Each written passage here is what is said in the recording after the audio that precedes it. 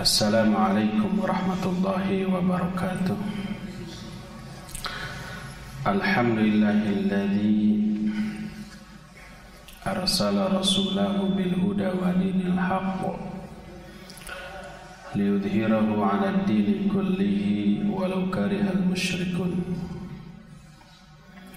Wa asyhadu an la ilaha illallah wahdahu la syarika lah iqraran bihi wa tauhidan. Wa asyhadu anna Muhammadan abduhu wa rasuluh sallallahu alaihi wa ala alihi wa ashabihi wa sallama tasliman mazida wa ba'd. Ayyuhal ikhwah, a'azzani Allah wa iyyakum. Baik hadirin yang ada di Masjid Al-Furqan Jalan Jurang Bandung,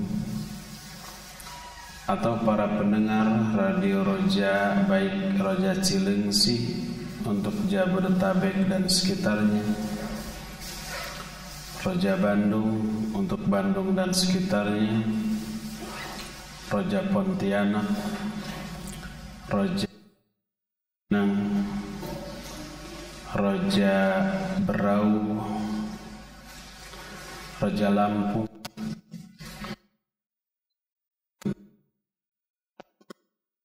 ikut menyiarkan ini, juga para onliner melalui streaming radio manapun, juga para pemirsa Roja TV yang Allah muliakan.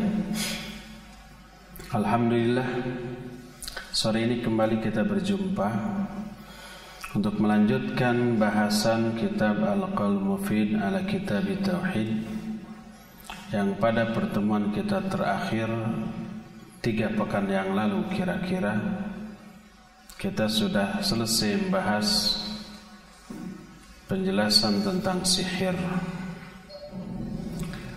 Kita masuki bab baru, bab bayanu syai'in min anwa'is sihr, bab yang menjelaskan tentang beberapa jenis sihir. Berkata Imam Ahmad, haddatsana Muhammad bin Ja'far haddatsana Auf an Hayyan bin Al-Ala haddatsana Qatan ibn Qabisah an abihi annahu sami'a an-nabiyya sallallahu alaihi wa alihi wasallam qala innal iyafata wat tarqa wat tiyarata minal jibti. Kata Imam Ahmad telah mengabarkan kepada kami Muhammad bin Ja'far.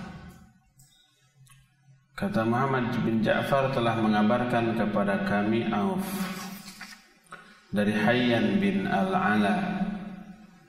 Kata Hayyan telah mengabarkan kepada kami Qatan bin Qabisah dari bapaknya yaitu Qabisah, bahwa dia mendengar Nabi sallallahu alaihi wasallam bersabda, sesungguhnya iyafah, tarq dan tatayur termasuk al-jibtu.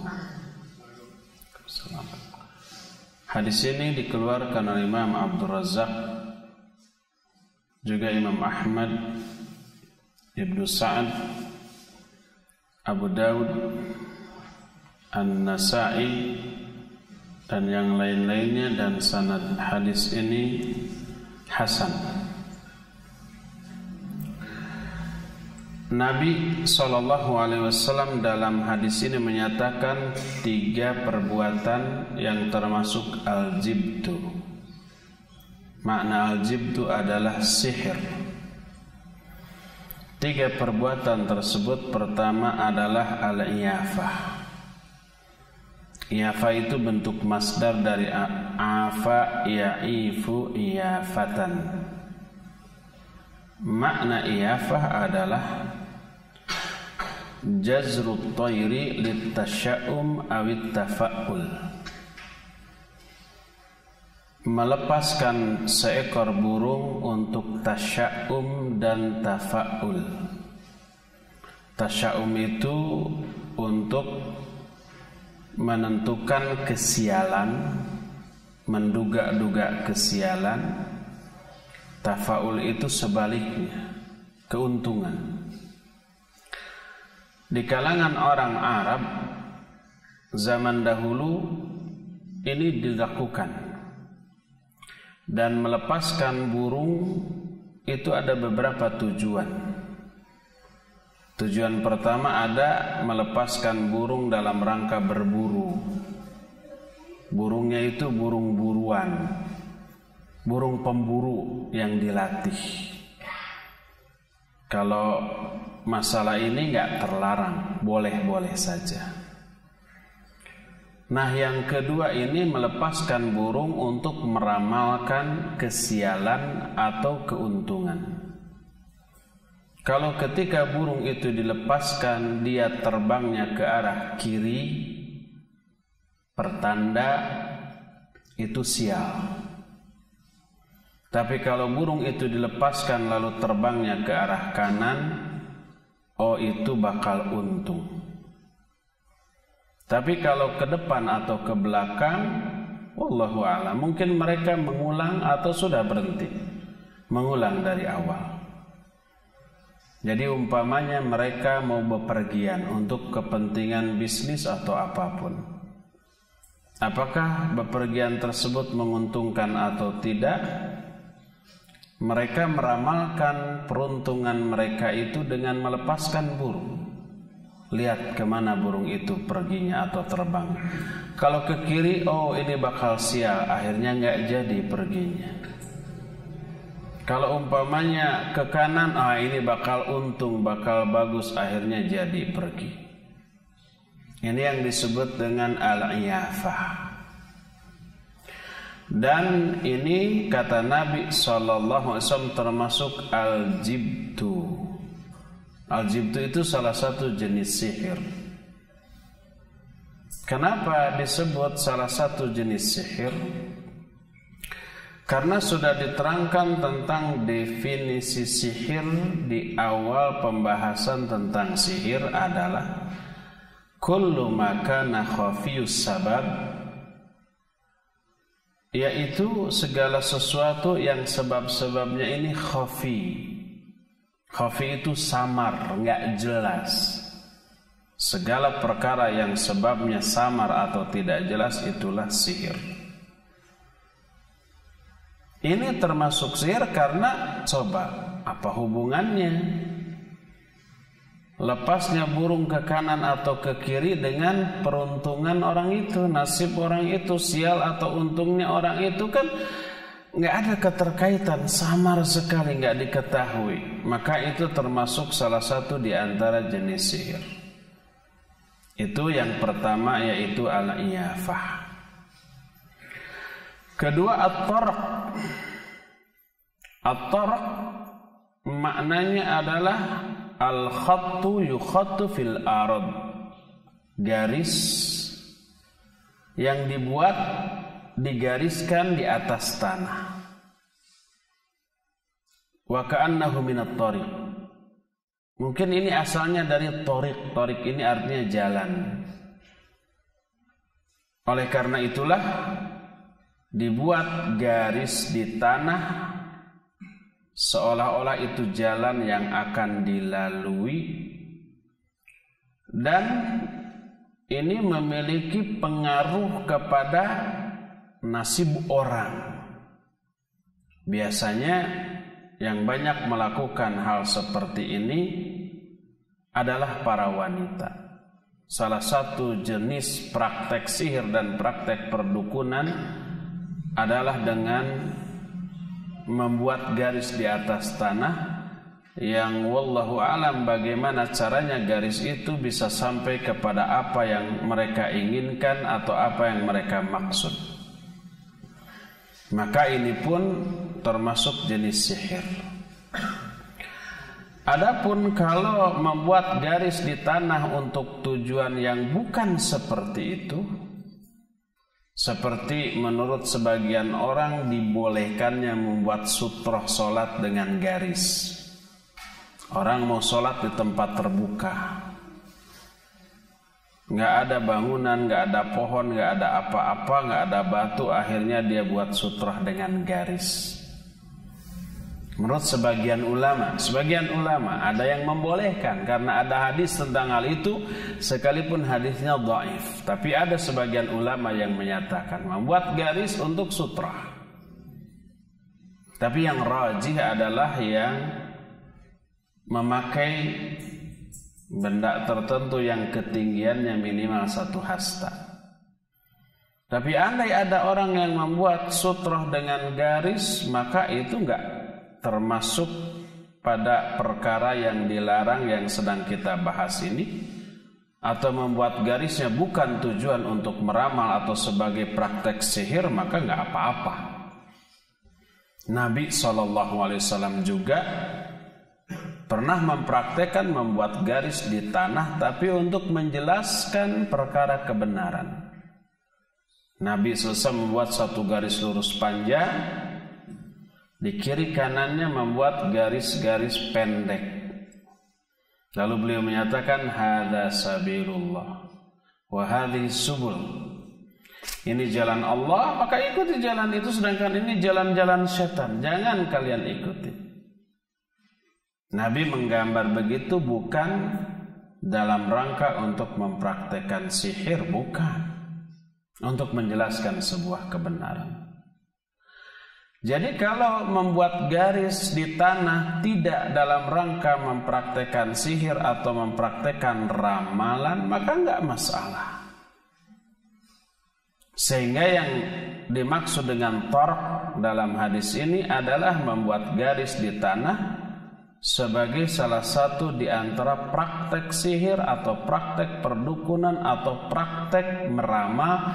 Dengan cara itu bagaimanapun maksud yang ingin dicapai oleh ramalan itu, baik maksudnya mengetahui nasib seseorang besok, atau rizkinya bagaimana besok, atau sembuh atau tidak si sakit dengan ramalan garis itu, atau bagaimanapun maksud yang ingin dicapai, maka itu termasuk hal yang terlarang. Inilah at-tarq.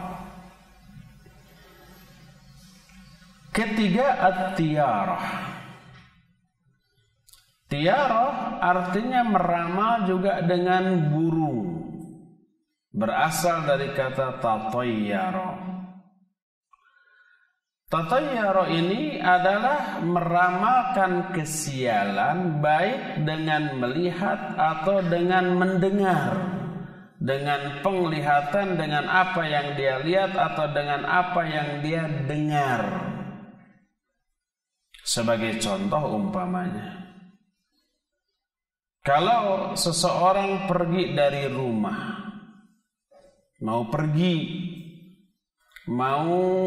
berangkat bisnis, lalu dia melihat ada burung menclok di atas genteng rumahnya, dia menyatakan itu pertanda sial. Akhirnya nggak jadi.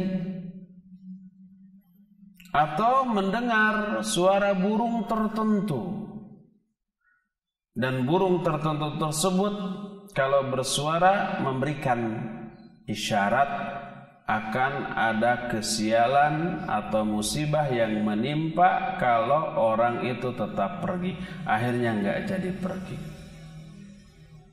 Itu namanya tatayyur, meramal kesialan dengan burung. Itu awalnya.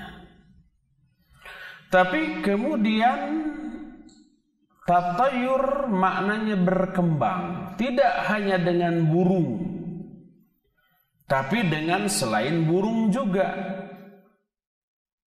Umpamanya kalau begitu keluar dari rumah untuk pergi safar dalam rangka bisnis atau kepentingan dunia tertentu, begitu keluar rumah tiba-tiba melihat orang yang cacat, bertemu dengan orang yang cacat, baik dia pincang satu kakinya atau buta satu kakinya atau dua-duanya buta, pertanda oh ini sial kalau diteruskan.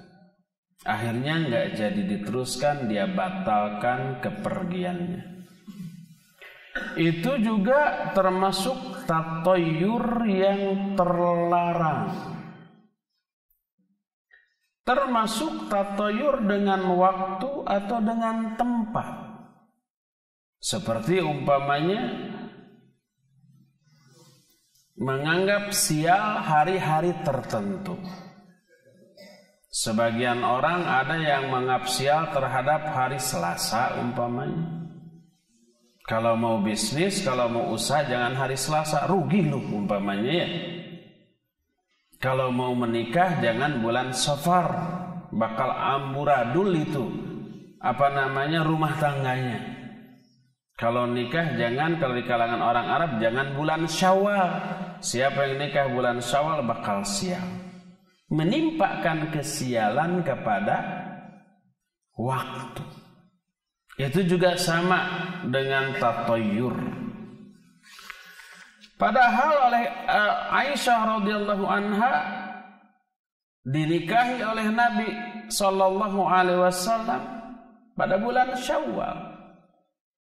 Padahal saat itu berkembang sebuah keyakinan, siapa yang menikah bulan Syawal, rumah tangganya akan berantakan.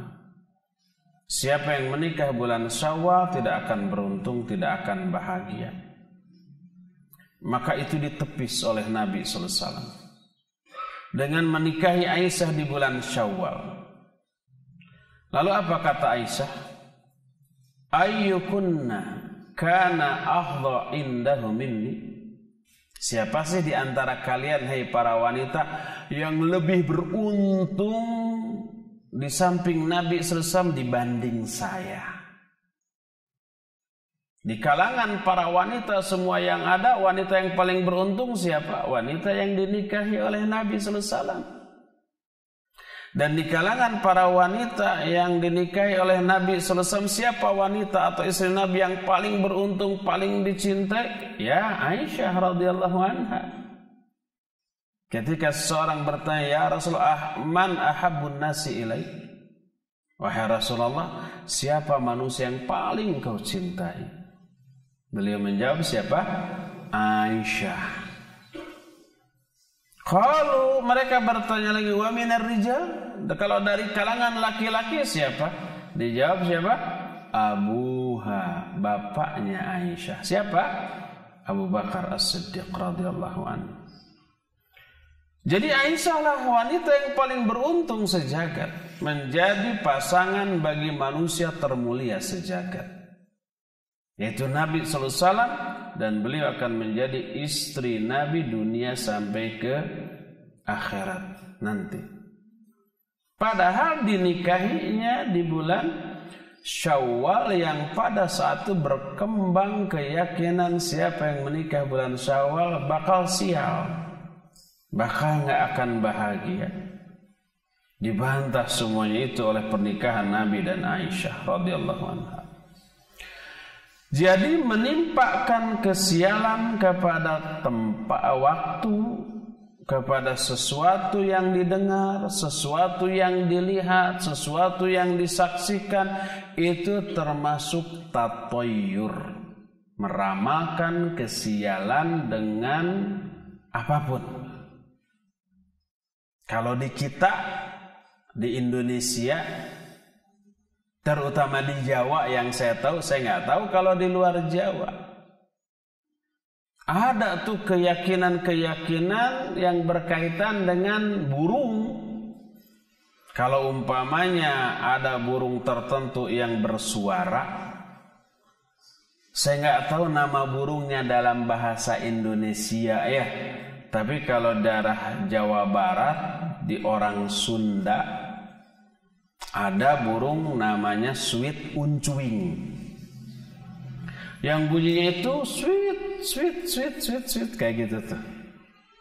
Apa kalau di Jawa atau di daerah lain?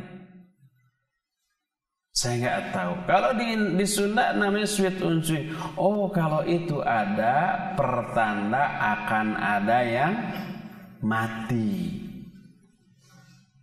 Lalu semua orang yang dengar takut, siapa yang akan mati? Jangan-jangan saya. Jangan-jangan keluarga saya.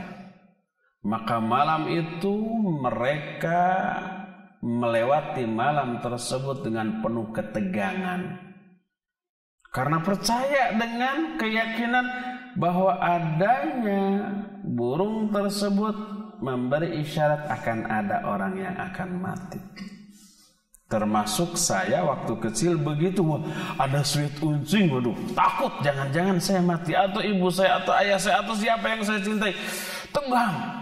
Besoknya subuh semuanya lengkap ada, alhamdulillah. Siapa tetangga, ternyata nggak ada juga yang mati. Berpuluh-puluh kali itu. Itu juga tatoyur. Atau kalau ada suara burung, namanya juga saya nggak tahu dalam bahasa Indonesia, bahasa Sundanya bebencek. Namanya begitu karena diambil dari suaranya cek cek cek cek gitu. Oh, itu tandanya akan ada pencuri. Atau ada burung gagak, ada pertanda begini dan begitu. Ya, di beberapa daerah itu berkembang tatoyur. Padahal tidak ada penjelasan yang masuk akal. Apa hubungannya suara burung itu dengan kejadian yang akan terjadi? Ya, secara akal tidak bisa diterima. Kecuali kalau sudah diperiksa, begitu burung ada, seluruh udara yang kena burung itu mengandung racun yang berbahaya. Nah, kecuali kalau begitu, mungkin banyak yang matinya, tapi ternyata enggak. Enggak ada penjelasan ilmiah yang masuk akal.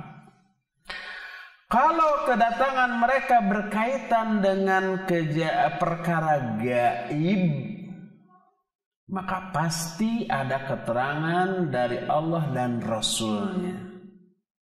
Tapi ternyata tidak ada keterangan dari Allah dan Rasul-Nya tentang kedatangan burung dan terdengarnya suara burung tadi berkaitan dengan nasib atau kematian seseorang. Enggak ada. Aspek gaibnya yang bersumber dari Quran Sunnah enggak ada keterangan. Aspek akalnya, logikanya juga nggak masuk akal, nggak masuk logika, nggak logis, nggak ada hubungan antara burung itu dengan kematian atau nasib seseorang. Dan berpuluh atau beribu kali terbukti itu nggak benar. Betapa seringnya suara burung-burung itu terdengar, nggak ada kejadian apa-apa seperti yang diyakini banyak orang. Jadi itulah yang disebut dengan tatoyur, menimpakan kesialan kepada sesuatu. Di Indonesia atau malah mungkin di dunia ya. Ada orang yang menimpakan kesialan kepada angka tertentu. Angka berapa? 13 biasanya. Angka 13 itu dianggap angka sial. Tapi anehnya kalau orang bilang celaka, bukan celaka 13 tapi celaka 12. Kenapa enggak angka sialnya 12 ya malah 13? Atau kalau memang angka sialnya 13, kenapa kalau nyebut celaka 12 enggak 13? Makanya kita lihat di kalangan orang-orang yang dianggap berpikiran maju modern gitu ya, banyak yang percaya kalau bangun apartemen atau gedung bertingkat sampai puluhan tingkat, pasti tingkat ke-13-nya dilewat. Dari 12 ngegajlok langsung ke 14. Kalau kita umpamanya nyari orang di hotel, kamar berapa? Kamar 13. Nggak akan dapat. Dilihat 1, 2, 3 sampai 11, 12, 13-nya nggak ada, langsung ngegajlok 14. itu menunjukkan keyakinan mereka tentang sialnya angka 13 itu masih kuat. Padahal coba secara logika, apa hubungannya 13 dengan nasib orang? Kalau itu kan ada unsur gaib, ada aspek gaib. Siapa yang tahu tentang hal gaib? Allah dan Rasulnya. Pasti ada pemberitahuan dari Allah dan Rasulnya bahwa angka itu angka sial. Siapa yang pakai angka tersebut akan sial. Ini ternyata tidak ada. Maka kenapa kita harus percaya bahwa angka 13 sebagai angka sial? Meyakini angka 13 sebagai angka sial termasuk tatoyur, meramalkan kesialan. Dan itu termasuk perkara yang terlarang dan salah satu di antara jenis sihir. Kata Nabi SAW, innal iyafata wat tarqa wat tiyarata minal jibti. Sesungguhnya iyafah, tarq dan tatayur termasuk al-jibtu. Al-jibtu maknanya adalah sihir. Dan itu terlarang. Sebagaimana terlarangnya sihir itu sendiri secara Islam, sebagaimana yang sudah kita terangkan pada bab sebelumnya. Berkata Al-Hasan, al-jibtu rannatus syaitan. Al-jibtu itu adalah suara syaitan. Maknanya wahyu syaitan. Maknanya adalah wahyu dari syaitan. Dan wahyu syaitan ini tertanam sebagai sebuah kepercayaan yang berurat akar dalam hati banyak orang. Wahyu syaitan dipercaya setengah mati, wahyu Allah tidak. Kalau umpamanya Allah menyatakan bahwa tidak ada satupun makhluk yang melata di muka bumi kecuali rezekinya sudah dijamin. Wa ma min dabbatin fil ardi illa 'ala Allahi rizquha. Ini wahyu Allah. Tapi banyak orang yang ragu, takut kelaparan, takut nggak dapat rezeki dan seterusnya. Kalau wahyu Allah menyatakan siapa orang yang berinfak di jalan Allah, Allah akan lipat gandakan. Balasannya 10 kali lipat, 100 kali lipat, sampai 700 kali lipat, sampai lebih daripada itu. Ini wahyu Allah. Tapi orang nggak percaya. Kalau saya infak sedekah, harta saya yang pasti berkurang dong. Sudah gitu, akhirnya nggak berinfak, nggak bersedekah. Tidak diyakini itu wahyu Allah. Tapi ada datang wahyu setan yang sumbernya nggak jelas. Sumbernya jelas dari setan. Berkembang di tengah masyarakat menjadi sebuah keyakinan, yaitu al-iyafah, al-tarq dan tatayyur, meramalkan kesialan terhadap sesuatu sebagai wahyu dari syaitan, maka langsung diterima oleh masyarakat sekalipun tidak ada alasan logis untuk menerimanya. Apa hubungannya angka 13 dengan kesialan? Apa hubungannya burung dengan kesialan? Apa hubungannya ketika seseorang mau berangkat melihat orang cacat menunjukkan oh ini bakal sial? Nggak ada alasan logis yang bisa diterima, tapi tetap itu tertanam sebagai sebuah keyakinan. Nah, oleh karena itulah maka itu terlarang. Dikatakan bahwa iyafah termasuk sihir, tatayur termasuk sihir, tarq juga termasuk sihir. Karena apa? Karena semua itu tidak ada asalnya. Semuanya itu penyebabnya samar.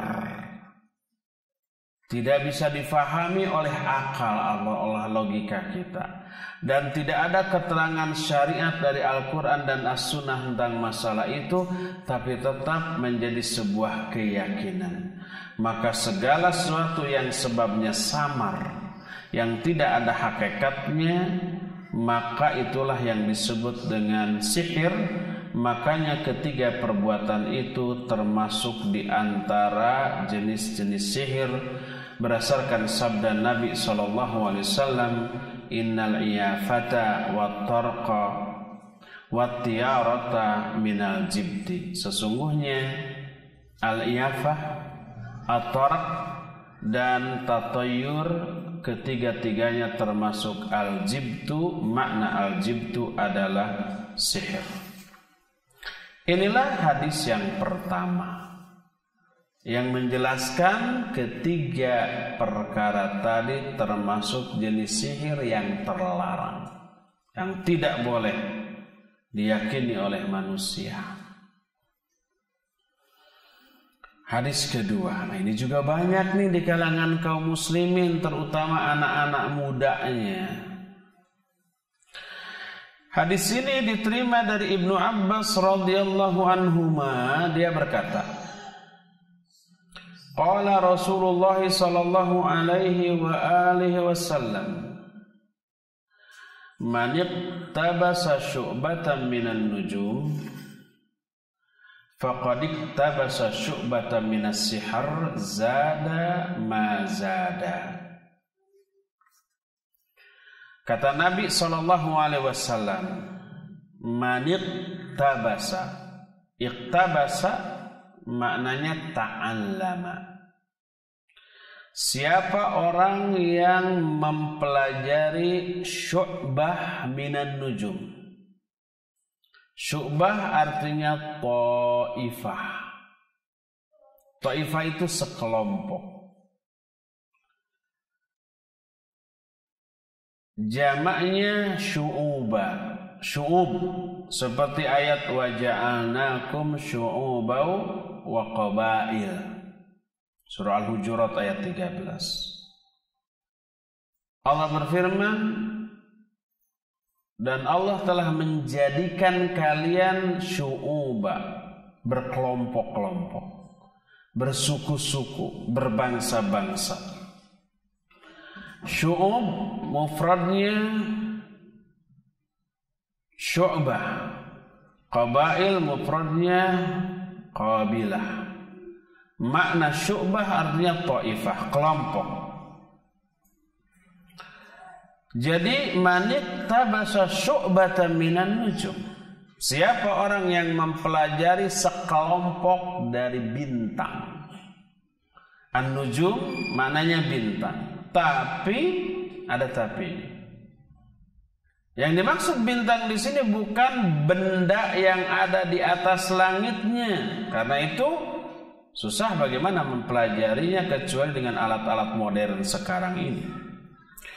Tapi yang dimaksud di sini adalah ilmu nujum, atau yang dikenal dengan istilah ilmu perbintangan, yang berupa menjadikan bintang sebagai petunjuk terhadap apa yang akan terjadi di muka bumi ini, yang akan menimpa kepada orang tertentu. Lalu diberi namalah bintang itu dengan nama-nama tertentu. Lalu dibatasilah bintang anu untuk waktu tertentu, bintang yang lain untuk waktu yang lain lagi. Lalu siapa orang yang lahir pada waktu tertentu, oh dia bintangnya bintang anu, nasibnya akan begini dan akan begitu. Bahasa kita sekarang apa? Zodiak ya, horoskop, ramalan bintang.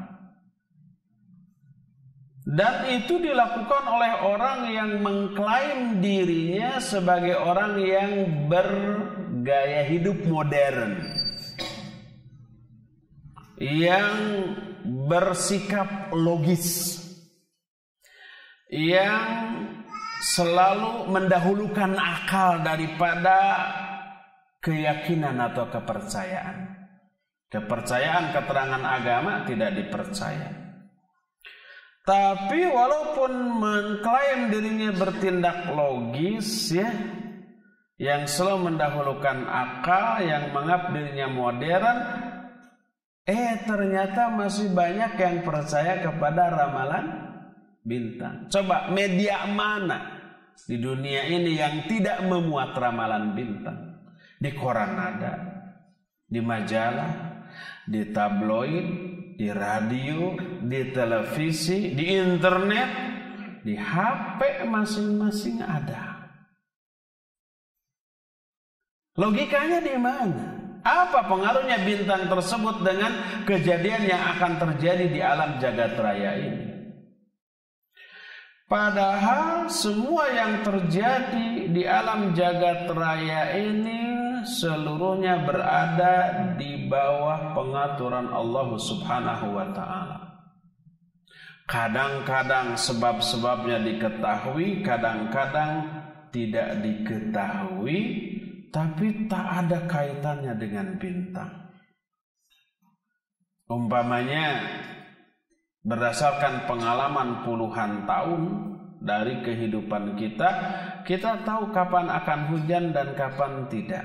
Kalau umpamanya sudah mendung-mendung gelap gitu ya, angin bertiup kencang gitu, matahari nggak kelihatan, kemudian halilintar menyambar-nyambar, itu pertanda apa?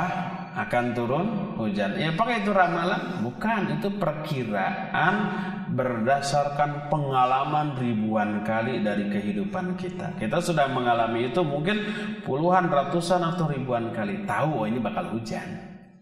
Itu bukan ramalan, itu perkiraan berdasarkan pengalaman. Apalagi kalau ada penjelasan ilmiah dari ilmu astronomi. Melihat umpamanya arah angin ditambah dengan data yang diperoleh melalui satelit, melalui teknologi. Oh, ini biasanya kalau begini hujan. Ya itu bukan ramalan, itu perhitungan. Boleh-boleh saja, itu nggak masalah. Jadi kadang-kadang kita mengetahui proses dan apa yang akan terjadi berdasarkan pengalaman dan penelitian beribu-ribu kali, tapi tidak ada kaitannya dengan bintang. Siapa orang yang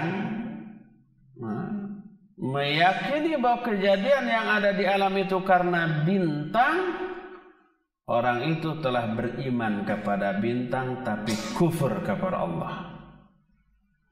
Sebuah hadis yang diterima dari Zaid bin Khalid al-Juhani pada waktu Ghazwah Hudaybiyah. Ghazwah itu sebuah ekspedisi yang langsung dipimpin oleh siapa? Oleh Nabi SAW. Kalau dipimpinnya oleh sahabat biasa disebutnya Sariyah. Kalau oleh Nabi Ghazwah, baik perang ataupun tidak. Disebut Ghazwah Hudaybiyah karena langsung dipimpin oleh Nabi, walaupun nggak ada perang Hudaybiyah, nggak ada. Yang ada adalah perjanjian Hudaybiyah. Saat itu Nabi waktu di Madinah mimpi bahwa beliau akan masuk Masjidil Haram dalam keadaan aman untuk menunaikan haji. Saat itu Mekah masih dikuasai oleh orang kafir. Lalu Nabi dengan 1.400 orang sahabat pergi ke Mekah untuk berhaji. Tidak membawa persenjataan perang kecuali pedang untuk menyembelih aja gitu. Bukan menyembelih orang kafir. Menyembelih unta, sapi sebagai udhiyah nantinya waktu hajinya. Sudah berangkat. Sampai di lembah namanya Hudaybiyah, beliau mengutus dulu orang, minta izin mau masuk. Yang diutus Utsman bin Affan radhiyallahu. Terjadi perjanjian yang super alot dan sengaja diperpanjang oleh orang kafir itu dialog sama Utsman seolah-olah Utsman ini disandra, padahal tidak. Selama dialog disebar isu Utsman sudah dibunuh. Isu ini sampai ke Nabi SAW. Langsung beliau mengumpulkan sahabatnya baiat demi menuntut balas darah Utsman. Baiatnya di bawah sebuah pohon, dikenal dengan sebutan apa? Baiat Ridwan. Tapi mata-mata Quraisy melihat itu, takut dilepas Utsman, nggak jadi perangnya. Lalu datang utusan orang Quraisy, lalu terjadilah apa yang disebut dengan perjanjian Hudaybiyah. Nah, ketika Nabi di Hudaybiyah, dijelaskan oleh Zaid bin Khalid al-Juhani, shalla bina Rasul sallallahu alaihi wasallam dzata lailatin ala ithri sama'in minal lail. Faqal qala Allah Ta'ala asbaha min ibadi mu'minun wa kafir.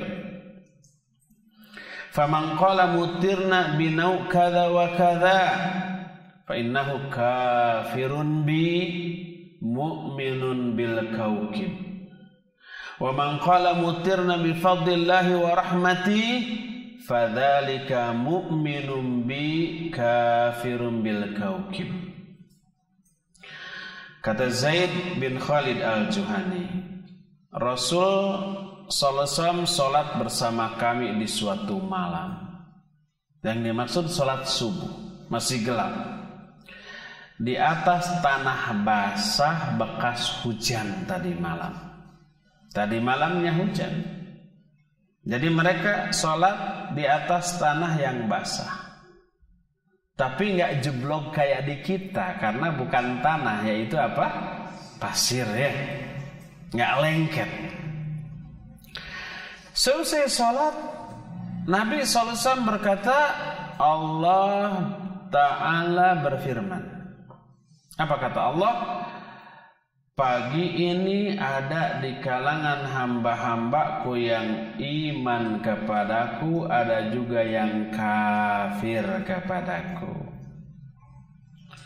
Maka siapa orang yang berkata bahwa kita sudah diberi hujan oleh bintang anu, maknanya hujan itu turun karena sebab bintang-bintang. Meyakini bintang itu ada dampak, ada pengaruh terhadap kejadian di alam dunia, termasuk kejadian hujan. Hujan itu karena bintang. Siapa yang berkata bahwa kita baru saja diberi hujan oleh bintang anu dan bintang anu, maka orang itu telah kafir kepadaku dan beriman kepada bintang. Tapi siapa orang yang berkata kita baru saja diberi hujan karena karunia Allah dan rahmatnya, maka orang itu orang yang beriman kepadaku dan kafir kepada bintang. Ini menunjukkan punya keyakinan bahwa bintang berpengaruh terhadap kejadian yang ada di alam dunia, di muka bumi, merupakan bentuk kekufuran kepada Allah SWT. Maka wajib kita yakin apapun yang terjadi di muka bumi itu karena kehendak Allah. Allah yang mengatur, bukan karena bintang-bintang yang ada di atas langit ini, bukan sama sekali. Itu karena karunia Allah, karena rahmat Allah SWT. Apapun yang terjadi, gempa bumi kek, tsunami kek, hujan, kemarau atau apapun, bukan disebabkan karena bintang, tapi Allah yang mengatur. Terlebih lagi orang tambah jauh dari hal itu, yaitu apa? Ada keyakinan bintang pun mempunyai pengaruh terhadap harga-harga yang berkembang di muka bumi.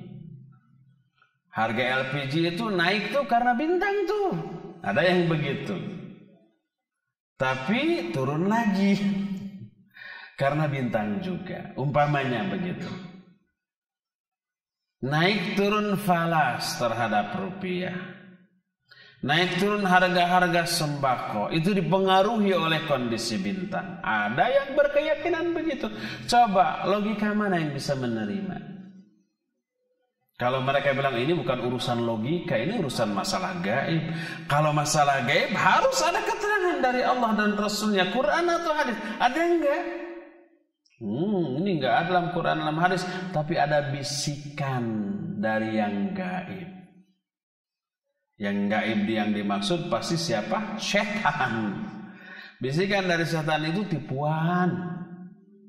Mereka itu musuh yang nyata bagi kita. Tujuannya menjerumuskan kita menjadi teman mereka di neraka kelak. Yang begitu bisikan dari musuh kok diterima, dipercaya. Para Allah menyatakan, Innahu lakum adu mubin. Setan itu musuh yang nyata bagi kalian.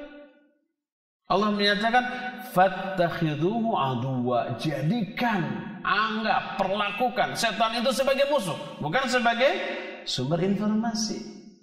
Saya dapat bisikan dari gaib bahwa harga akan begini berdasarkan bintang anu itu, maka itu informasi dari syaitan laknatullahi alaih. Kalau bisikan itu benar ada. Tapi kalau enggak benar, enggak ada, itu mah ngarang-ngarang orang tersebut saja. Ya. Jadi tidak boleh kita meyakini bahwa bintang memiliki pengaruh terhadap apa yang akan terjadi di muka bumi. Termasuk kata Nabi SAW seusai sholat subuh, beliau menyampaikan Allah telah berfirman, pagi ini ada di antara hambaku yang beriman kepadaku, ada juga yang kafir. Siapa yang beriman kepada Allah? Yaitu orang yang menyatakan, kita baru saja diberi hujan karena karunia dan rahmat Allah. Orang itu iman kepadaku, kata Allah Azza wa Jalla. Tapi orang yang kafir menyatakan, kita baru saja diberi hujan karena bintang anu dan bintang anu, maka orang tersebut sudah kafir kepadaku dan beriman kepada bintang. Tuhannya itu bintang. Dan ini syirik. Padahal bintang tidak memiliki pengaruh terhadap hujan, terhadap angin, terhadap harga-harga, terhadap kejadian-kejadian yang menimpa manusia atau alam di muka bumi ini sama sekali tidak ada. Ilmu nujum atau ilmu perbintangan ada dua macam. Macam yang pertama disebut ilmu ta'thir. Ta'thir itu efek. Ta'thir itu pengaruh. Maknanya keadaan bintang punya pengaruh terhadap apa yang terjadi di muka bumi. Nah, orang menghitung-hitung itu. Ilmu yang seperti itu disebut ilmu nujum. Dan ini haram dan batil. Keharamannya ditegaskan oleh Nabi sallallahu alaihi wasallam dalam hadis yang sedang kita bahas ini, man iqtabasa syu'batan minan nujum faqad iqtabasa syu'batan minas sihr.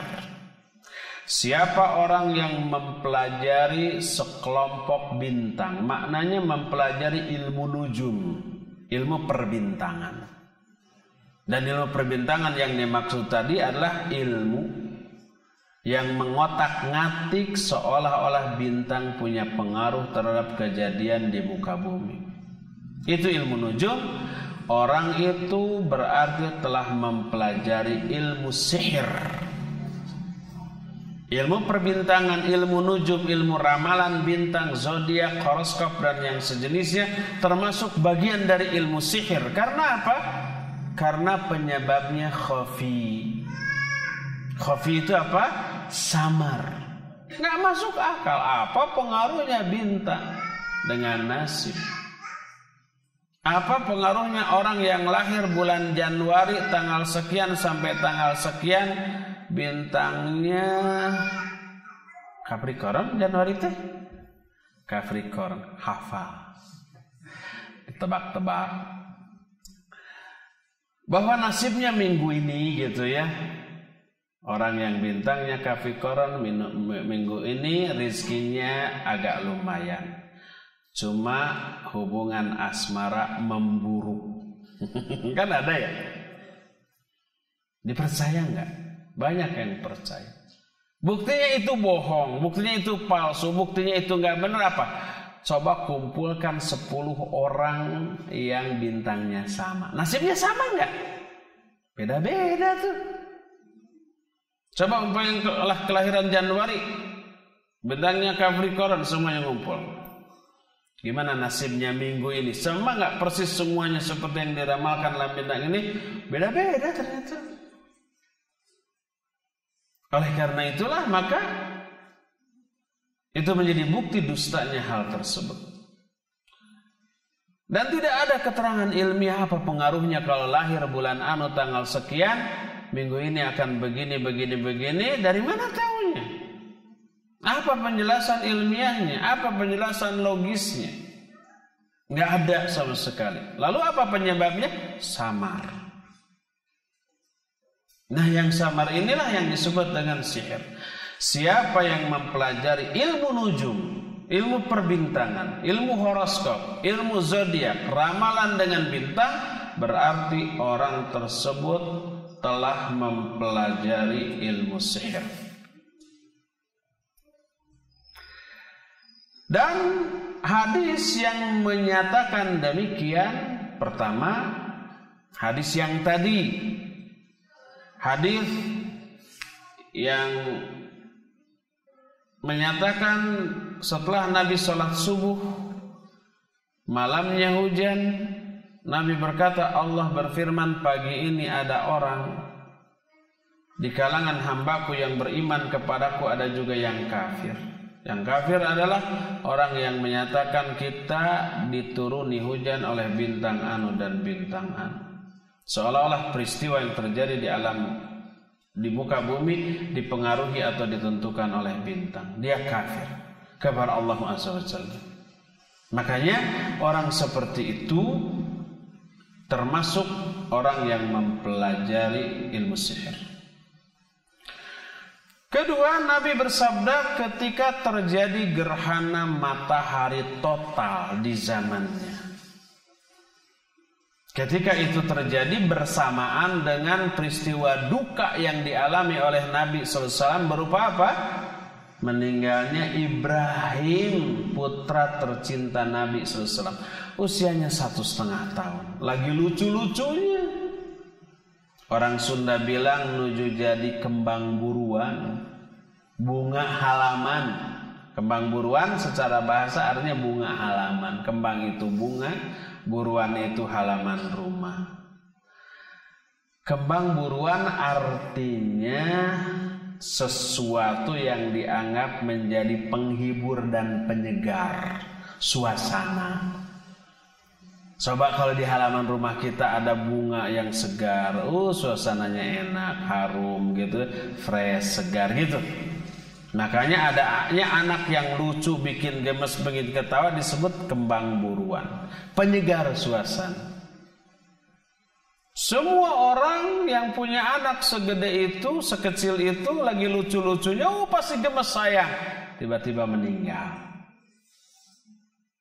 Sedih Nabi SAW. Sampai menangis beliau. Para sahabat juga ikut menangis. Pengasuh Ibrahim, walaupun bukan adiknya, bukan kakaknya, nggak ada hubungan saudara, sampai menjerit di hadapan Nabi, meratap berteriak. Oleh Nabi langsung ditegur. Itu bukan ajaranku. Lagi sedih-sedih begitu, tiba-tiba alam pun ikut gelap. Ternyata kejadian apa? Gerhana matahari. Para sahabat menyangka terjadinya gerhana matahari berkaitan dengan kematian Ibrahim.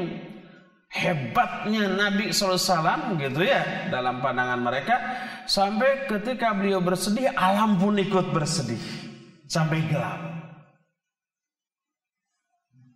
Tapi ini dibantah oleh Nabi sallallahu alaihi wasallam. Beliau segera mengajak orang-orang ke masjid untuk salat gerhana. Lalu setelah itu berkhutbah, beliau menyatakan innahuma ayatan min ayatillah la yankasifani li mauti ahadin wala li hayati. Sesungguhnya matahari dan bulan termasuk dua di antara tanda-tanda kebesaran Allah. Dan tidaklah matahari dan bulan mengalami gerhana karena kematian seseorang atau karena kelahiran seseorang. Enggak. Jadi terjadinya gerhana bersamaan dengan meninggalnya Ibrahim cuma apa? Cuma kebetulan. Enggak ada hubungan sebab akibat antara matinya Ibrahim dengan gerhana. Enggak. Apa yang terjadi pada matahari dan bulan sebenarnya enggak berpengaruh terhadap nasib manusia. Berpengaruh kepada keadaan alam, ya jadi gelap, ya. Cuma itu.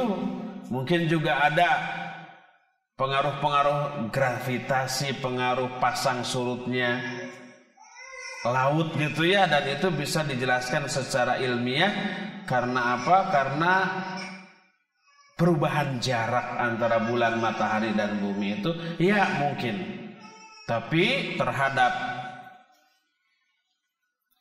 nasib manusia tidak ada kaitan sama sekali. Oleh karena itulah maka ilmu nujum, ilmu perbintangan yang berisi ramalan dengan keyakinan bahwa posisi bintang, keadaan bintang berpengaruh kepada kejadian yang terjadi di muka bumi merupakan sesuatu yang terlarang. Itu ilmu takfir yang pertama. Itu ilmu perbintangan yang pertama, ilmu takfir.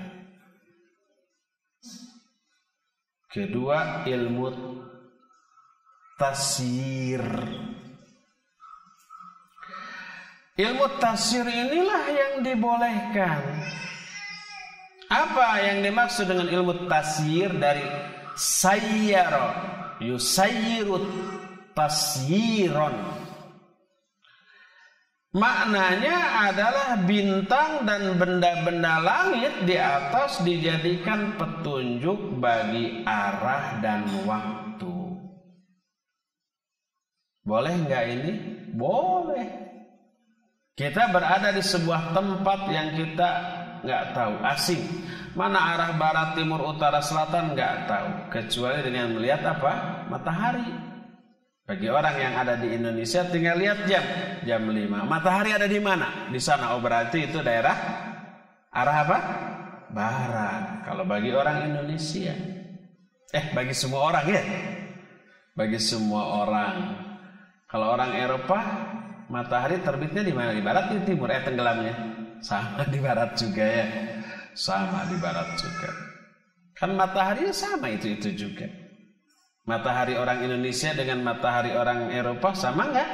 Sama itu juga. Jadi kalau adanya bulan, adanya bintang, adanya matahari dijadikan petunjuk. Petunjuk untuk apa?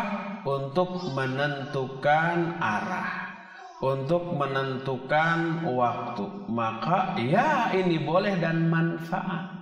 Bahkan ditetapkannya waktu sholat, waktu awal saum, waktu berbuka saum dilihat dari kedudukan matahari terhadap bumi. Salat umpamanya zuhur dilakukan pas ketika matahari ada di tengah-tengah. Setelah di tengah-tengah belok sedikit yang namanya zawal, masuk zuhur tuh. Kalau pas di tengah-tengah jangan sholat, haram. Tapi pas tergelincir, pas belok ya ke arah barat, maka baru masuk waktu zuhur. Salat asar dilakukan ketika posisi matahari membentuk bayangan yang tinggi atau panjangnya bayangan sama dengan tinggi atau panjangnya benda yang menghasilkan bayangan itu. Dan itu dilihat dari kedudukan matahari. Waktu maghrib dilakukan ketika apa? Ketika matahari sudah terbenam dan ditandai dengan munculnya syafaq merah, mega merah.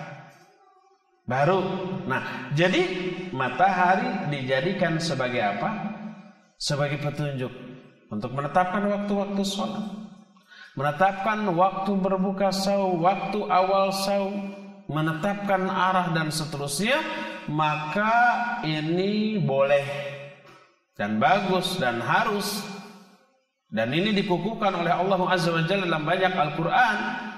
Di antaranya An-Nahl ayat 16 menyatakan wa alamatin wa bin najmi hum yahtadun. Dan dengan bintang-bintang mereka mengambil petunjuk. Maksud mengambil petunjuk di sini adalah mengambil petunjuk arah dan waktu. Para nelayan tuh ketika berlayar di lautan, mereka tahu waktu, mereka tahu arah. Dari mana? Dari posisi bintang-bintang yang ada di langit. Kita mah nggak akan tahu ilmunya, arahnya mana, barat, timur, utara, selatan mana, bintang yang menunjuki mana. Kita mah yang nggak peduli nggak akan tahu. Tapi para nelayan yang sehari-hari demikian tahu. Dengan adanya bintang tahu waktu, dengan adanya bintang tahu arah. Kalau ilmu ini seperti itu disebut ilmu tasyir, maka dibolehkan. Oleh karena itu, kita harus bisa memilah dan memilih ilmu yang berkaitan dengan perbintangan, mana yang dibolehkan dan mana yang tidak dibolehkan. Yang tidak dibolehkannya kita jauhi sejauh-jauhnya, dan yang dibolehkannya boleh untuk kita pelajari untuk memberikan manfaat bagi perkara-perkara tertentu. Inilah penjelasan tentang bab ini. Kelanjutan penjelasan bab ini akan kita terangkan di hari Jumat yang akan datang. Untuk sore hari ini cukup sampai di sini karena waktu untuk menerangkan sudah habis. Tinggal tersisa waktu untuk bertanya jawab. Dan kepada akhi Fawas di studio Roja Cilengsi, silakan untuk memandu tanya jawab dengan pendengar dimanapun. Alhamdulillah. Silakan Fawas. Terima kasih atas materi pembahasan yang telah disampaikan. Secara khusus kita masuk ke sesi tanya jawab. Silakan Anda bisa hubungi kami di 08236543 atau bisa hubungi ke 081317776543. Baik, penelpon yang pertama kami coba sapa. Halo. Waalaikumsalam. Silakan berada di mana?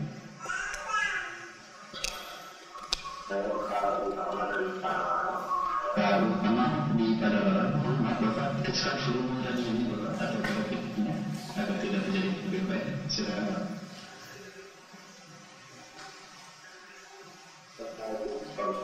Waalaikumsalam warahmatullahi wabarakatuh. Silakan Pak.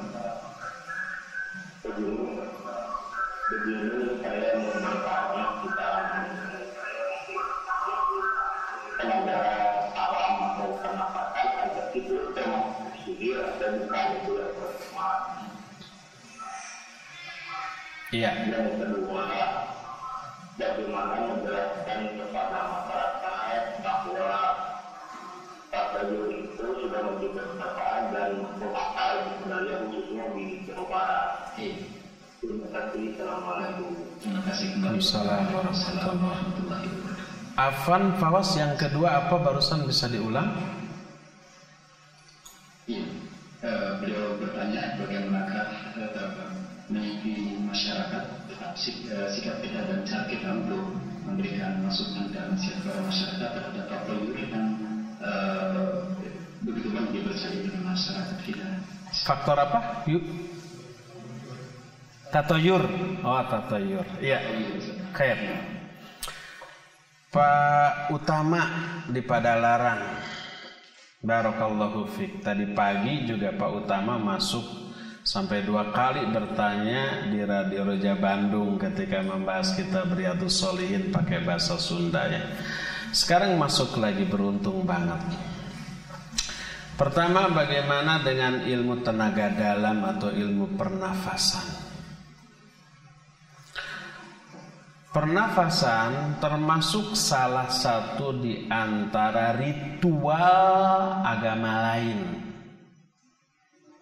Agama Buddha, agama Hindu, agama lama di Tibet, mereka melakukan ibadah. Salah satu cara ibadahnya itu adalah dengan cara mengatur pernafasan.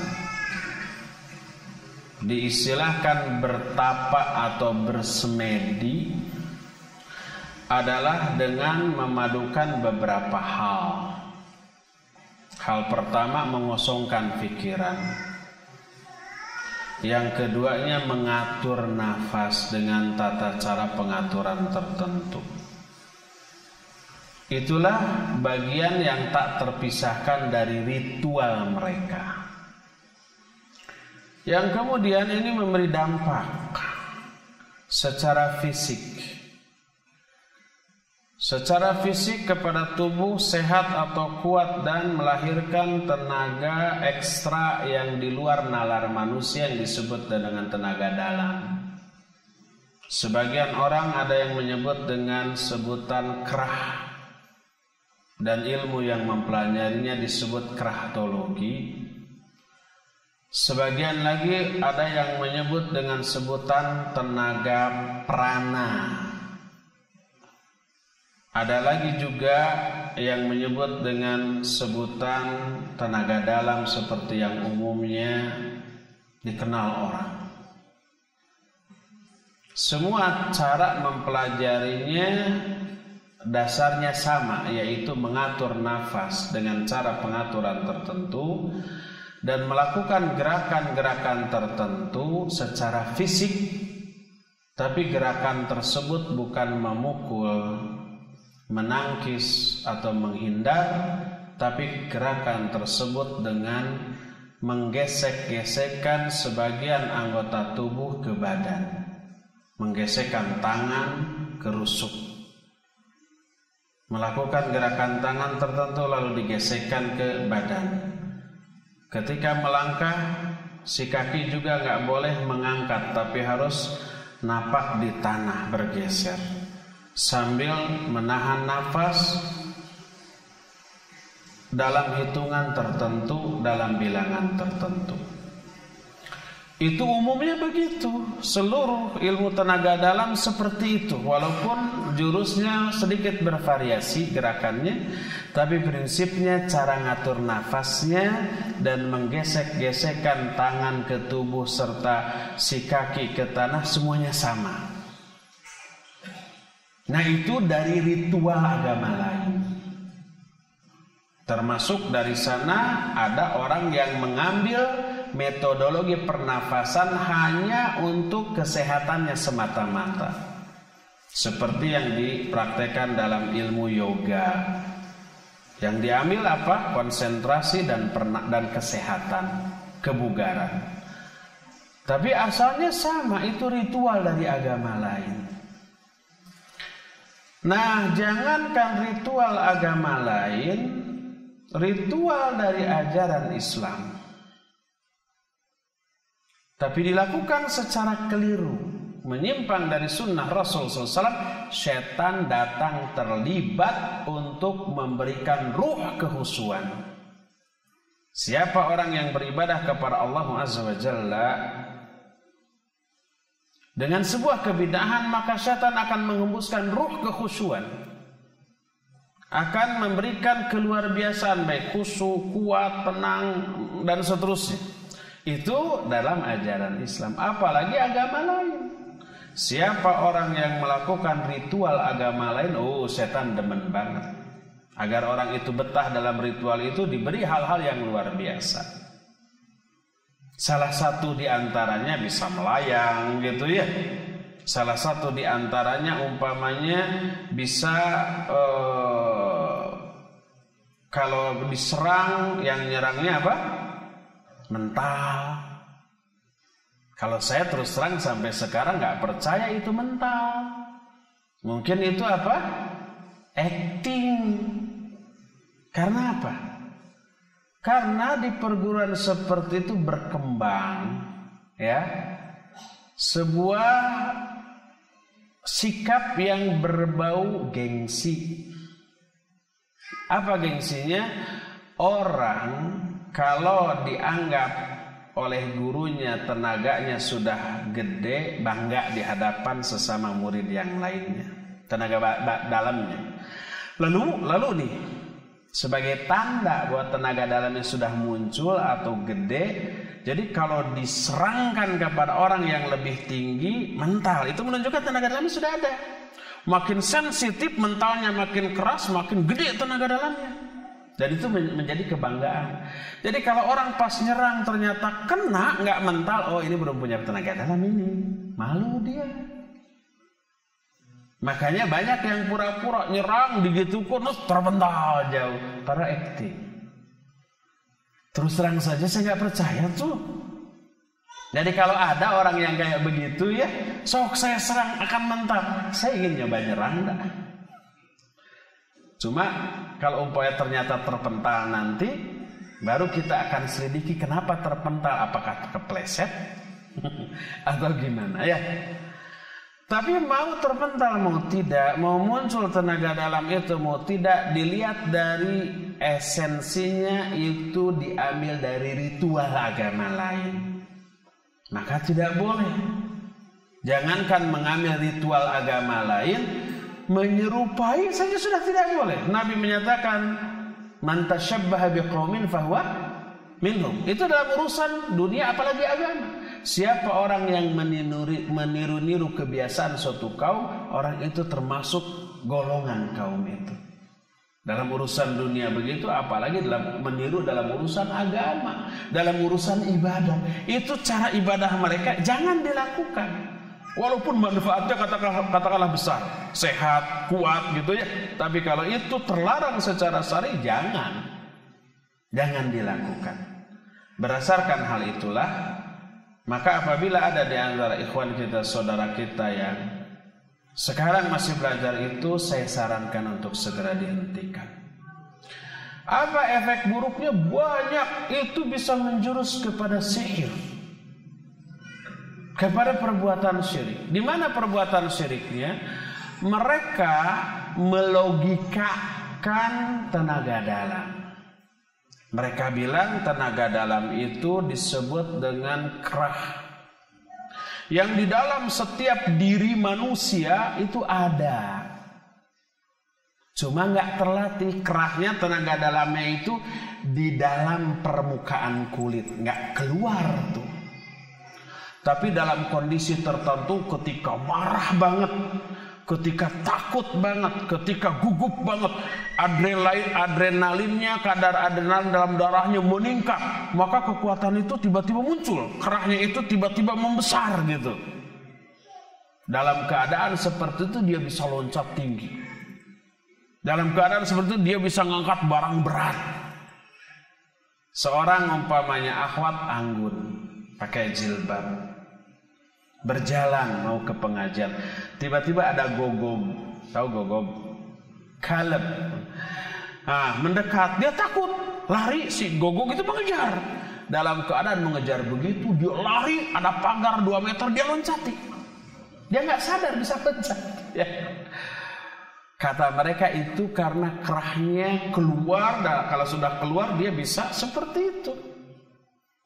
Lalu mereka bilang, nah sekarang kita melatih agar kerah itu bisa kita kendalikan tanpa harus emosi.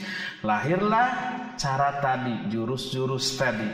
Ngatur nafas dan pakai gerakan-gerakan tertentu, maka keluar. Lambat laun si kerah ini bisa disalurkan. Disalurkan ke apa? Ke benda, ke cincin. Kalau cincinnya umpah dipakai latihan, terus cincinnya jadi berkerah. Lalu cincin dikasih ke orang. Orang itu pakai cincin itu bisa jadi mental orang-orang yang akan nyerangnya. Akhirnya awalnya lahirnya jimat-jimat dan isim-isim dengan pertimbangan itu tuh. Masuk ke sebuah rumah orang tua, ada keris. Wah, ini jangan-jangan ada kerahnya. Disedot. Jadi benda-benda pusaka zaman dahulu, keris, batu ali, mereka yakini itu berisi kerah. Orang-orang terdahulu diisikan kerahnya, tenaga dalamnya ke sana. Nah, setelah dikasih tenaga dalam, jadi aja benda pusaka. Dikasih ke orang jadi bermanfaat. Nanti orang yang mau merampok tiba-tiba mental sendiri. Dan itu kata mereka ilmiah. Padahal hakikatnya itu syirik ya. Nanti kita akan bahas beberapa isim tuh, jimat-jimat yang oleh orang-orang yang mempelajari tenaga dalam itu, jimat itu katanya berisi tenaga dalam orang-orang sakti dahulu. Makanya boleh karena itu ilmiah bisa dijelaskan secara logika. Seperti benar, padahal enggak benar. Oleh karena itu hentikan dan nanti setan dari kalangan bangsa jin banyak terlibat dan mudah mengotak-atik kita ya. Demikian wallahu a'lam bishawab. Silakan lagi Pak Mas.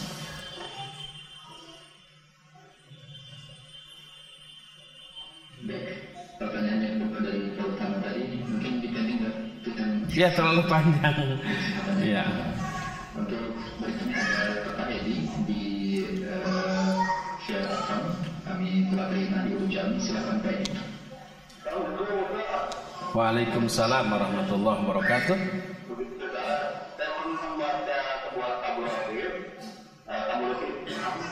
yang dibawa oleh Ustaz.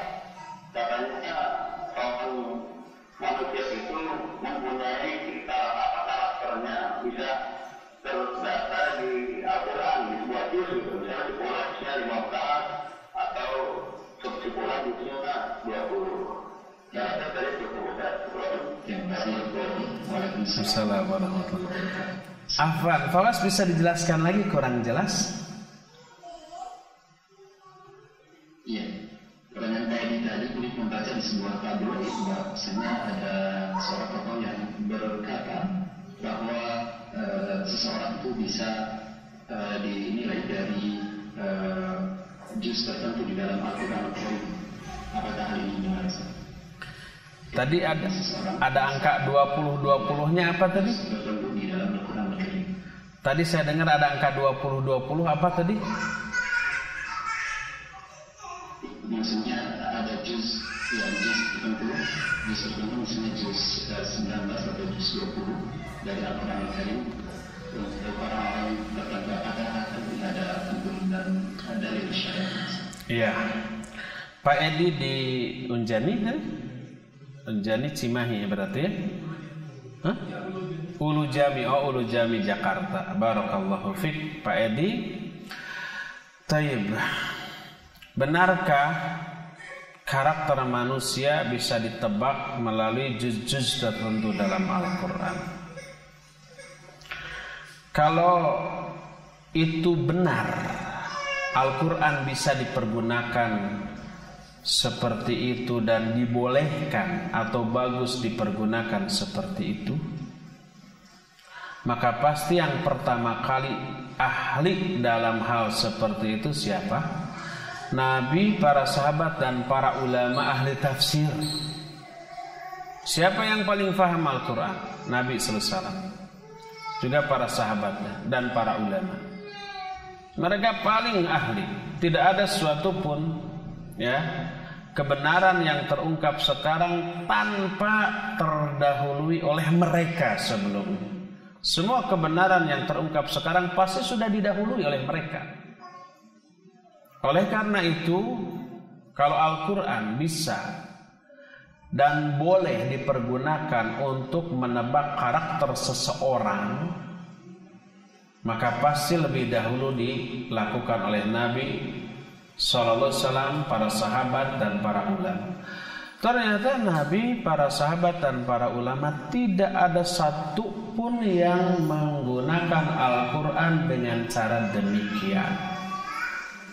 Ada lagi yang mengait-ngaitkan nomor surat dan nomor ayat dalam Al-Quran dengan nomor-nomor tahun, bulan, dan kejadian. Umpamanya 25 Desember tahun 2013. Coba 25 itu jumlah para nabi. 12 itu adalah jumlah bulan. 2013 itu jumlah nama anu. Coba lihat surat 25 yaitu surah Al-Furqan ayat 12 dan seterusnya. Nah, ini kaitannya ini. Itu murni ra'yu. Itu berbicara tentang Al-Quran murni dengan ra'yu, tanpa ilmu. Yang dimaksud ra'yu bukan ilmu. Ra'yu itu kebodohan tanpa ilmu. Lawan dari ra'yu adalah ilmu. Sebuah hadis yang diriwayatkan Imam Abu Dawud. Hadis ini juga dikutip oleh Syekhul Islam dalam kitab Muqaddimah fi Ushul Tafsir. Dinukil juga Al-Imam Ibnu Katsir dalam Muqaddimah Tafsir, menyatakan man qala fil Qur'ani bi ra'yihi fa asaba faqad akhta'a.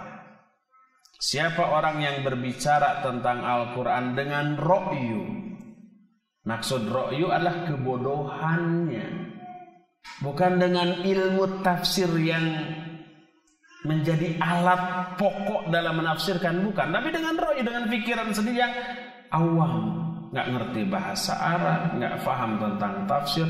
Dia berbicara Al-Quran dengan cara-cara yang berbeda dengan yang dilakukan oleh Nabi, sahabat, dan para ulama. Siapa orang yang berbicara tentang Al-Quran dengan ra'yu, fa'asaba, lalu benar omongannya ini benar, faqad akhta'a, maka sungguh dia telah salah. Benarnya aja salah, karena benarnya itu kebetulan benar. Tapi sikap dia tanpa ilmu berani berbicara tentang Al-Quran sebagai sebuah sikap yang salah. Apalagi kalau omongan tentang Al-Quran keliru dan salah, maka pasti dosanya berlipat. Oleh karena itulah berbicara tentang Al-Quran, baik menafsirkan Quran atau menggunakan Al-Quran sebagai alat-alat tertentu, alat untuk meramalkan kejadian tertentu, ya, alat untuk menebak-nebak angka tertentu, maka itu menggunakan Al-Quran bukan peruntukannya.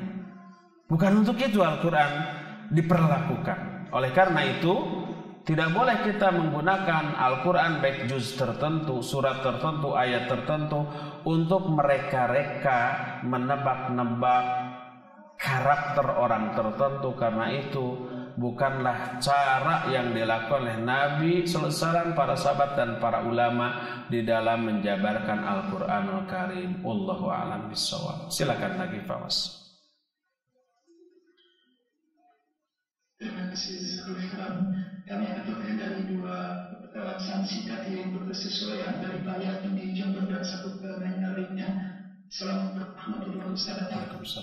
Kesyirikan ketika beramal musim seperti kemarau, musim hujan, kemudian pada zaman waktu para petani melihat bintang untuk menentukan masa tanam, apakah ini juga termasuk perkara kesyirikan? Terima kasih Ustaz. Melihat bintang untuk menentukan apa? Bercocok tanam. Baik. Iya, dua penanya tadi dari Jember dan dari tempat lain tadi, bagaimana tentang prediksi atau prakiraan cuaca, tentang kemarau, tentang hujan. Dulu waktu kita SD SMP ya belajar gampang, kalau musim hujan nama bulannya berakhiran apa? Ber September, Oktober, November, Desember gitu ya. Nah kalau nggak berberan berarti kemarau. Tapi sekarang ini sudah nggak bisa lagi itu dipegang. Kadang-kadang Januari, Februari terus juga hujannya. Ya itu bukanlah termasuk ramalan yang terlarang. Tapi itu tadi perkiraan. Pertama berdasarkan pengalaman. Yang kedua berdasarkan penelitian dari ilmu yang khusus untuk itu. Mungkin ilmu astronomi atau yang sejenisnya gitu ya. Setelah menelaah arah angin yang masuk ke negeri kita dari mana, kelembabannya bagaimana, kondisi awannya bagaimana, suhunya berapa, hasil penggabungan dari semua data itu lalu disimpulkan demikian berdasarkan pengalaman yang sudah berlangsung puluhan bahkan ratusan tahun yang lalu atau mungkin ribuan tahun yang lalu, yang data hasil penelitian tersebut tertuang dalam buku-buku yang kemudian diajarkan. Kemudian dari sanalah orang bisa memperkirakan bahwa bulan anu bakal hujan, bulan anu bakal kemarau. Itu bukan ramalan, tapi itu adalah perhitungan, perkiraan. Makanya kalau dulu disebutnya ramalan cuaca, sekarang mah disebutnya apa? Prakiraan cuaca. Karena itu bukan meramal hal yang gaib, bukan, tapi memperhitungkan kondisi alam yang pengaruhnya terhadap hujan atau kemarau, termasuk tiupan angin, termasuk curah hujannya segimana banyak, apakah akan lebat atau tidak, akan merata ataukah hujan lokal, itu bisa diperkirakan oleh ilmu tentang hal tersebut, maka itu tidak apa-apa. Termasuk para petani melihat posisi bintang untuk masa bercocok tanam. Ini kembali kepada penjelasan tadi. Kalau yang dimaksud melihat posisi bintang itu berdasarkan perhitungan dan pengalaman yang puluhan atau ratusan tahun berpengaruh terhadap curah hujan. Oh, kalau bintangnya itu letaknya di sana begitu-begitu, biasanya ada hujan. Biasanya nanti terkumpul awan, kemudian akan hujan sekian bulan, lalu ditetapkanlah masa bercocok tanam. Oh, kalau bintangnya begini-begini, biasanya umpamanya akan kemarau. Samalah dengan menentukan arah, sama dengan menentukan waktu, gitu ya. Kalau ada hubungan sebab akibat berdasarkan perkiraan, berdasarkan pengalaman puluhan ratusan tahun, dibolehkan. Tapi kalau umpamanya tidak ada penjelasan ilmiah, bukan berdasarkan pengalaman, hanya terwariskan secara turun-menurun tanpa ada penjelasan ilmiah dari ahlinya, maka tidak boleh. Berdasarkan hal itu, lebih baik para petani sekarang tidak memperhatikan bintang untuk bercocok tanam, tapi lihat aja perakiraan cuaca dari BMKG. Umpama ini sekarang musim hujan apa musim kemarau. Kalau kira-kira kemarau, jangan bercocok tanam, nanti di tengah-tengah mati padinya tanpa bisa dipanen. Tapi kalau menurut perakiraan cuaca berdasarkan perhitungan dengan bantuan alat-alat canggih, oh sekarang musimnya hujan, bagus untuk bercocok tanam, lalu ada anjuran dari pemerintah berdasarkan data itu, boleh, silakan, bagus, tidak apa-apa ya. Wallahu a'lam bishawab. Terakhir Fawas ya. Ya, baik, terima kasih atas jawabannya. Satu pertanyaan dari saudara Alun di Bekasi. Assalamualaikum warahmatullahi wabarakatuh. Ustaz, apakah termasuk kesyirikan apabila kita mempercayai adanya aura tertentu dari orang-orang yang ada di sekitar kita, dan apa yang dimaksud dengan aura yang sebenarnya? Terima kasih, Ustaz. Iya, pertanyaan tentang aura. Aura ini menurut orang-orang yang mempercayainya berupa cahaya tertentu yang keluar dari tubuhnya. Warnanya berbeda-beda sesuai dengan karakteristik dan kondisi jiwa dari orang yang memilikinya. Konon ada warna merah, ada warna kuning, ada warna putih, dan seterusnya. Ini termasuk bagian yang tidak terpisahkan dari tenaga dalam tadi. Apa yang tidak terlihat oleh mata atau tidak terjangkau oleh panca indera kita. Kedua, tidak ada penjelasan ilmiah tentang masalah itu. Ketiga, tidak ada keterangan syariat tentang masalah itu, maka tidak boleh untuk kita percayai dan terlibat di dalamnya. Contoh umpamanya aura. Ada nggak penjelasan dari para ahli sains, umpamanya fisika atau kimia, apa aura itu? dengan alat pendeteksi gelombang tertentu. Kalau itu umpama gelombang pasti terdeteksi. Dan pasti orang yang pertama kali menemukan itu ahli fisika. Dan orang yang menggeluti itu ahli fisika. Mestinya itu, logikanya begitu. Ya. Kalau tidak ada keterangan secara ilmiah, maka logika tidak menerima. Kedua, kalau tidak ada penjelasan ilmiah tapi tidak terjangkau oleh indera kita, berarti itu aspek gaib. Kalau aspek gaib, lihat ada nggak keterangan dari Al-Quran dan Sunnah? Ternyata tidak ada. Kalau keterangan Quran Sunnah atau keterangan syar'i, dalil syar'i tidak ada, dalil hissi juga tidak ada, maka tidak boleh kita percaya. Tapi kan itu real atau nyata dan ada dampaknya. Ya, real atau nyata berarti kalau tidak ada dalil syar'i, tidak ada dalil hissi, berarti ada keterlibatan setan dari kalangan bangsa jin. Maka orang yang bisa melihat aura, mereka memiliki kemampuan itu dengan keterlibatan setan dari kalangan bangsa jin. Orang itu bukan punya kelebihan, tapi orang itu punya kelemahan yang tidak dimiliki oleh orang pada umumnya. Apa kelemahannya? Kelemahannya dia bisa diintervensi oleh bangsa setan. Bukti intervensinya dia diberi kemampuan untuk itu atas bantuan mereka. Maka itu kelemahan, bukanlah kelebihan. Jadi lihat semua aspek dari dua sisi ini. Sisi syar'i, kalau itu masalah gaib, ada nggak keterangan dari sisi syar'i? Kalau nggak ada, jangan dipercaya. Kedua, ada nggak dalil hissi, yaitu penjelasan ilmiah yang empiris. Apalagi umpamanya ada alat yang bisa mendeteksi itu, mendeteksi gelombang. Kalau tidak ada, maka jangan kita percaya. Sudah, salah satu di antara dua ini tidak ada, jangan kita percaya.